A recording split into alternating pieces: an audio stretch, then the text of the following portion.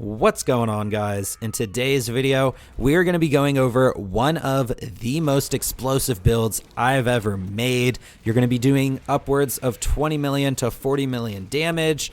Also, I'm not using the one-shotter shield, even though I recommend it, and I'm also not using the yellow cake. We are also mobbing through the Malawan takedown on Mayhem 10 with the cartel events active, and I specifically have to mention that because it is like no other mobbing I have ever experienced in this game. Yeah, so let's get into it. I do want to say we put together all the gear for Xbox and PS4. So we're doing giveaways. They're basically just duping lobbies. Just join my Discord. We will be doing them the night that I posted this video. Otherwise, don't forget to drop a like on the video and subscribe to the channel for more Borderlands 3 videos in general. And most of all, Zane builds. So let's get into it.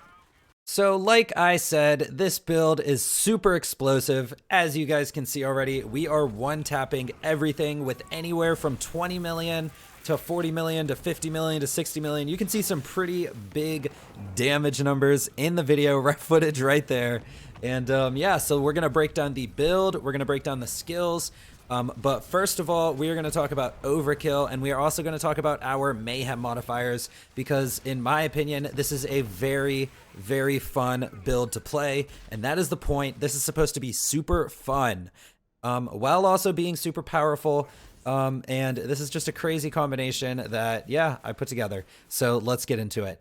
The first thing we are really going to be talking about is Overkill. So this is a Guardian rank skill, and it's pretty simple. It says excess damage from a kill is added to your next shot.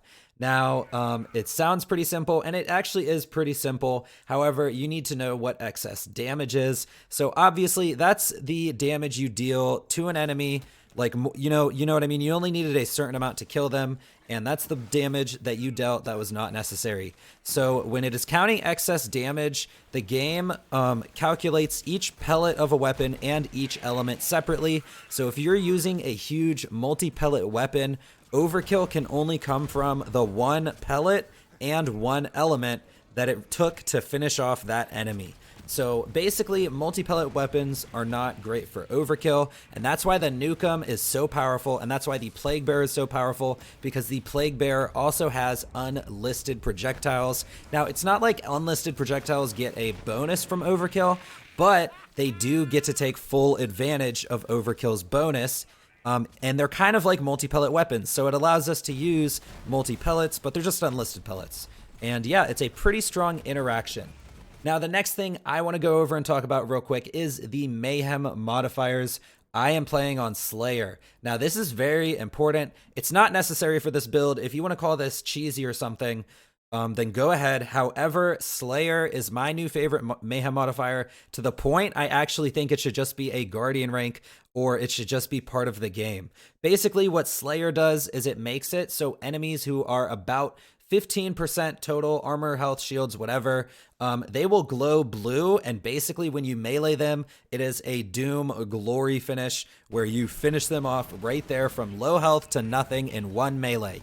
Now, there is two reasons why this is awesome in this build. Number one, like I said, this is a fun build, and Slayer is very fun. It is very fun to melee finish enemies, and especially since we're getting super low with our Nukems, it's just a good addition to this build. Number two, Slayer gives you full Overkill. So when you slay an enemy, you will then have full Overkill. Now, someone will probably try to call this cheese in the comments. However, Gearbox decided to make Slayer do 800 million damage, and Overkill is in the game. It is Guardian rank, so this is not cheese. This is literally how the game is coded right now. And don't worry, it's not like it actually adds that 800 million melee damage to your next shot. That is not what Overkill does. Overkill just gives you up to a 5 times multiplier on a single pellet weapon. So getting all that damage just gives you the full Overkill bonus multiplier, which is about 5 times your damage, not 800 million. So don't worry about that. So unless this gets changed, and I hope it doesn't, because this will also create some very fun sniping melee builds, just like Zero from BL2. And yeah, so let's get into the skill trees and let's get into the gear. Now, in the skill trees, let's go over the drone tree first. Now, it looks kind of strange. We have 5 points in violent momentum, 5 points in violent speed, This is very important for tons of gun damage. Next, we have 3 points into Cold Bore. That's because we are stacking Overkill with the Nukem, and then we're swapping over to the Plaguebearer. This gives us a little bit of bonus damage, and the swap speed is very nice, and we have the points to spend here, which I will explain in a minute. Next, we have 1 point in Salvation, and that's because we're literally using the Nukem. You're going to heal all your health in one shot. Same with the Plaguebearer.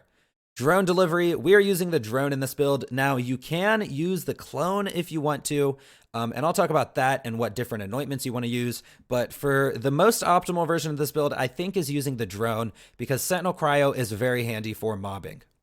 Next, we have 5 points into Cool Hand. We're using launchers, so all the reload speed is great. Then we have Death Follows Close, obvious. Now, what's kind of weird is we have 3 points into Violent Violence and 3 points into Playing Dirty. Now, how Playing Dirty works is it says, after killing an enemy, Zane's next 5 shots all have a chance to fire an additional projectile. Now, this isn't, you don't need a 100% chance. Basically, if you trigger this shot, you have a 100% chance for the next 5 shots to get extra projectiles. So you only need to trigger this every so often. We do not, you could probably get away with 2 points in this build because we're just shooting launchers, which are slow firing, our grenades. Like Seeing Dead will proc this so many times.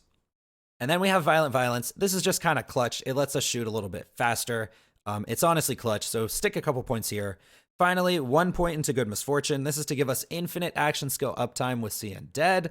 And then we stuck a point into Seeing Red. This is just a clutch skill for bossing, and yeah, well, let's move on. Real quick, we're using Bad Dose and Static Field. These are just the 2 best augments for the drone. Now let's get into the clone tree, and this is also kind of a weird skill point layout as well. We wanted to get the 3 points into Supersonic Man. This gives us extra violent momentum damage, and you notice we spent 3 points into Duct Tape Mod. Now, Duct Tape Mod is a very bad value skill. It's really not a great skill. However, in this build, it comes in handy a lot. Because we're shooting launchers, we are always on like the first magazine of Duct Tape Mod, and we're kind of using this with a crazy strategy, a combo with our grenade, and another skill we're going to talk about in a second. So that's where we get into the green tree. We're using Ready for Action and Brain Freeze. Now, first of all, this is very important to get to All-Rounder because we're using the barrier for protection and mobbing. So we want to get to All-Rounder. Now, Ready for Action is for our amp shield. This is so clutch. Trust me, you want Ready for Action. And finally, we have Brain Freeze, which makes 0 sense in a Nukem build, right? Well, that's why we're using Duct Tape Mod, and that leads us directly, perfectly into the gear. We are using recurring hex grenades. Not only does this grenade trigger Seeing Dead, perfect, like the best, this is probably the best grenade to trigger Seeing Dead. And this grenade can also hit critical hits, which will literally freeze enemies with Brain Freeze. So this is some pretty cool tech. We're using Duct Tape Mod and Drone Delivery to trigger this. On top of that, we have the Grenade Throw Anointment. Now, one thing I should mention for Overkill is you remember when I explained Overkill, I said it counts the last pellet and the last element. I forgot to mention this, so I want to real quick. We're using Playing Dirty because I tested this build without Playing Dirty, and Overkill doesn't seem to be bad with 2 pellet weapons. I would say even maybe up to 3 pellet weapons. However, try to keep it around 2. That's where you're going to get your best results. You do stack a lot of overkill damage with your second pellet because you're dealing a lot of damage. If the first pellet doesn't kill them, the second pellet will, and you'll stack a lot of overkill. And now let's talk about the gear real quick. We are using an amp shield. Now, I decided to wear a 0.M for all of the footage in this video. I definitely recommend the one-shotter shield. Now, what the one-shotter shield does is it fully amps all of your pellets, and we're using Playing Dirty, so we want to amp Playing Dirty. Now, the legendary shields, the 0.M and the rerouter, they only amp 1 pellet.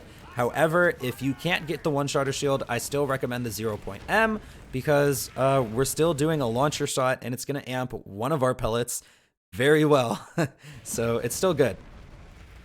For the class mod, obviously we're using Seeing Dead. Now you really want to look for splash damage. Normally I recommend heavy weapon damage because of the weapon type bonus. However, we're really focusing on the 300% damage anointment, and the 300% damage anointment is actually additive with weapon type. Now, don't get me wrong, it is not bad to get these weapon type bonuses on your class mod because we are using other launchers and we are using occasionally the enemy will go below 90% health. You know what I mean? So the 300 anoint isn't always active, but I recommend splash damage because we're going for the one shots. And for the artifact, you're looking for a snowdrift with AoE damage. These are the two most important things. You also see I do have a Vic Rush, and I do also have 10% movement speed on my artifact, which kind of makes it the god roll, and it does help a lot. However, snowdrift and AoE, I guarantee, are your two biggest bonuses. Those are the two main things you need to worry about. Now, also for the artifact, I should mention that you are going to want a cut purse. Now, the cut purse is actually not required all the time. However, you should keep one in your inventory. We are using launchers. The thing is, enemies actually drop launcher ammo. I have gone through the takedown multiple times. People ask me how I'm regenning ammo. Enemies literally drop ammo. However, with that being said, you want to keep a cut purse on you, and specifically a cut purse launch pad or cut purse rocket boots. Basically, the rockets from these artifacts will also refill your ammo with the cut purse. Now, let's talk about the weapons. We are focusing on the Nukem and the Plaguebearer. That is pretty much the only two weapons that I'm honestly using in this build. These are the only two weapons necessary. Now, launchers are great. An ion cannon's great. Obviously, the yellow cake's great, but I didn't want to include the yellow cake in this build. But obviously, this is a launcher build, and the yellow cake fits perfectly into it, just saying. The Backburner is great. I posted a way to get Mayhem 10 Backburners on my channel today. You can check that video out if you want to farm for them. However, it does include save file, read-only farming, and this is very hard to get on console, but when the Backburner, when Agonizer's fixed and you can get a Mayhem 10 Backburner, this weapon's really good. Now, I will also include one of these in the giveaway later because I know this is really hard to get. We are really focusing on the Nukem and the Plaguebearer. Now, the Nukem is really important to get this 300% anointment. This is the most powerful anointment. It synergizes perfectly with Overkill, all of the above. I farmed for hours, and I think even a couple days for this anointment. Someone actually ended up sending this to me, but get this anointment. I promise you want to farm for it while the event is here, and while this anointment is available. This is worth farming for, in my opinion, but you know, it's up to you. Otherwise, a Nukem and Sentinel Cryo is a great backup for when your enemies get below 90% health, and that's what I said about getting a good mix of these anointments. And besides that, we are running a Radiation Plaguebearer with Sentinel Cryo because it's a great element combination, and a Corrosive Plaguebearer as well. Now, the Plaguebearer is so powerful, you might be able to get away with suboptimal anointments, but yeah, you want to get this weapon. It's really fun. It's like the Scourge 2.0, and you can definitely see it in the clips in the background. And yeah, check it out for sure. Now, I should mention a couple things about the playstyle, but this is a pretty straightforward build to play. It's super fun because you kind of build up your overkill damage. You want to get a nice slide shot off on a really weak enemy so that you can one-tap him real quick. And if you don't one-tap him, I guarantee you'll be able to melee him with Slayer. And this build is just super fun, and it flows super well with Slayer as well. To just melee enemies that are low, and then you know that you have guaranteed full overkill. It is pretty insane, and it's seriously just fun to play, guys. This build is supposed to be fun while also doing millions and millions of damage.